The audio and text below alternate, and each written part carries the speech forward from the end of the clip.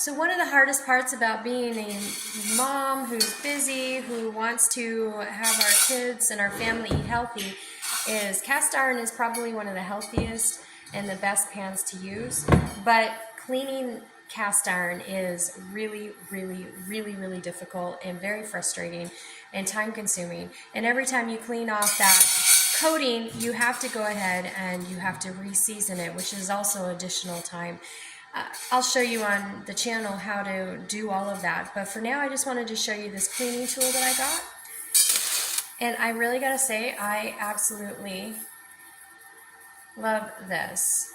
It's so versatile. It doesn't hurt your hands when you're using it. It does, and you basically just run it across the pot and it pulls out all the inkiness, and it's so versatile that it bends everywhere, so you can actually get to all those hard to reach spots, and it takes it off. And here's the other thing, it's so easy to store. You can store it here, you can store it in your little bin right there. There's a little clip right here that you can use to store it. If you want to use the clip to store it, you're more than able to do that. The clip works great, so it's really, really nice, and it works really, really, it's very convenient. Highly recommend.